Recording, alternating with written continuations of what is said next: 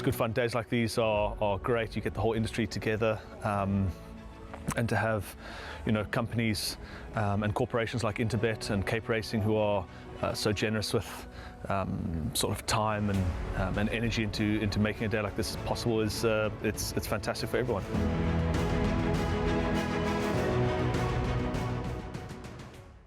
And the exotics continue. It is Jackpot 2 now, race number 5, and this is the Golden Slipper. It's a Group 2 for the 2-year-olds over 1,400 meters. We got a rerun and interview for race number 5. 300 meters to go. Mrs. Geriatrics, Golden Tatiana. Winter Cloud is now trying to make it up. Mrs. Geriatrics, the leader. Winter Cloud is put under pressure and trying to respond. Mrs. Geriatrics is finding though. Mrs. Geriatrics is going on and will win. Mrs. Geriatrics won at Winter Cloud second, Elegant Ice third, and Golden Tatiana ran fourth. Well, she's the typical pocket rocket. She's, like you say, she's not big at all, but when you ask her for a squeeze, there's lots there. She's just well put together, not the tallest, but her action and everything is just spot on. And yeah, easy filly to ride, lovely draw on that 1400, and yeah, she makes a big race of it anyway. Yes, she's a very nice filly. She shows a lot of ability, and she's really, she has done nothing wrong throughout her career. She obviously beat the Colts in the winter nursery last time out, and we just thought it might be quite nice to bring her up here and have a crack at the Group 2. She's travelled up here very well. She's been up here pretty much about 10 days or so now. She had a nice gallop at Greyville, took everything in her stride, so I'm very positive for her chances on Saturday. Obviously Sean's filly will be a difficult filly to beat. She's obviously unbeaten, and her form is strong, and she's a very decent filly, so tough filly to beat, but I certainly think she's the type of filly that could be in the money for sure. Yeah, look, I don't know much about Elegant Ice. She ran a great race at Scottsville last time. Obviously she's trying the 1400 for the first time. She looks like she's got quite a lot of speed, so I don't know how the race is going to pan out for her, but if I could just get her to switch off early wherever she is in the run, let's just hope for the best. I honestly don't know much about her. Yeah, she's a nice filly, probably wants even further than 7 furlongs, but she's very honest, and I think she's got a lot of ability. It's a tough race for her, but I don't think things mapped up well for her in her last start. It was a very, very rough race. Having said that, she only had a 2-week break from her previous win, and now she's had a better prep into this race. It's a much tougher field, but I'd like to see if she's running on strongly. She may be good enough for the mile. Otherwise, we can always go back to the drawing board. Race number 5. Thank you for those interviews. Now, this race, Alistair, I think there's one of two ways to play it. Let me have a look at the betting moves once we put up that field there. Of course, Hollywoodbets bringing you those betting moves. Because this race, Alistair, there's one or two ways. You either a big Miss Geriatrics fan, or you're going to have to go wide here. That's the way I saw it. In this race, there is not much that Hollywood has had with regards to activity.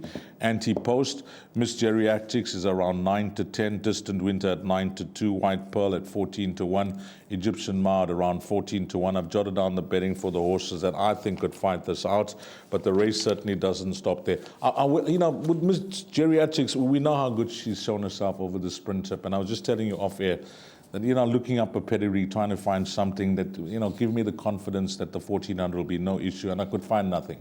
The dam didn't win. There's no siblings to use as a yardstick. What's your thoughts? It's a beautiful story, first and foremost, with number 4, Mrs. Geriatrics. Sean Terry obviously liked her at the sale, but she went through unsold. I went and chased down Peter Blythe of Clifton Stud and said, how much do you want? And he said, the reserve is 200, and Sean said, well, I'll take her. And then the first time I saw her in the parade ring was on Champions Day at Turfentine on the 29th of April, and I went to Sean just before I did an interview with him, and I said, Sean, you brought the wrong horse. And he smiled and said, she's small, isn't she? I said, small? She'll be the smallest horse on the parade ring in this race. If there's anything smaller than her, it's not a horse. But what about the heart? What about the courage? What about the unbeaten record? The way that she threw them away in the Alan Robertson at Hollywoodbets Scottsville on that big sprint day was simply sensational.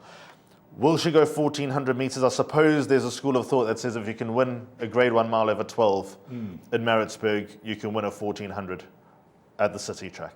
So from that point of view, I'm a believer. But I also think that going around the turn for the first time, there are disclaimers, big crowd, small filly, got the right jockey, got the right trainer, yes. But I'm going to cast my net a bit wide. 6 Distant Winter has to go in. I reckon if you ask Candice Bass-Robinson, between Distant Winter and Winter Cloud, although she might go, I think she'll ultimately say Winter Cloud would be a better filly than Distant Winter. She's got good, very good 2-year-old fillies, this Candice. 7 Elegant Ice, I think, is going to run closer to Mrs. Geriatrics this time around.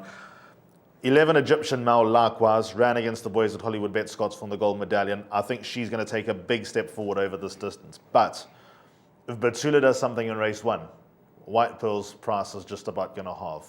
I think she's got a lot of ability. I think she's ultimately going to be at her best as a 3-year-old. I'm sure she'll be targeting races in Joburg, like the Starling Stakes, potentially the Ipitombi, where she can come in with 51 kilos, and then probably looking at the Wilkebos Drift Triple Tiara next season. I'm sure those are the expectations for number 8, White Pearl. She's obviously got to clear a few hurdles before that. But she's doing everything the right way. She's got something about her, and her biggest asset is her turn of foot. Big chance. I just want to add something with this horse, Miss Geriatrics. I mean, Sean Terry's got nothing more to prove for the season. I mean, the way she's won her races, those feature races, topping it off with that Group 1 at Hollywoodbets Scottsville. It's just been magical for this magical lady syndicate. What a story that is. That's a story in itself, how all these ladies got involved and what our horses found them. Beautiful. Number 4, Miss Geriatrics, 6 Distant Winter, 8 White Pearl, and I agree, if you're looking for value, Egyptian Mao and White Pearl look to be the two. She was the only filly that held her own against the boys last time out in that gold medallion. She's back against her own sex. She'll have it difficult from the draw, but things did not go away last time out. Personally, I don't think she was herself on the day, just on reputation, on what we saw first time out. I'm hoping she can bring that to the track. So, what are we doing? 4, 6, 8, and 11. The obvious 4 horses, or wider than that? And 7. And 7. One other horse I'd put in. Well, Alistair likes the stable companion to Egyptian Mao, number 7, Elegant Ice. But it's going to be a tremendous race. And as to mention, if you are on course or you're watching this, have a look at the size of horse number 4, Miss Geriatrics. Small in size, big in heart, and huge in ability.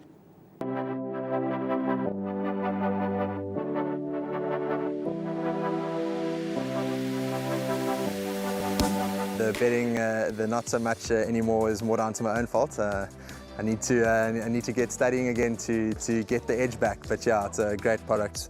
I love the exchange. It's really, in my opinion, one of the better bookmakers, if not the best bookmaker out there.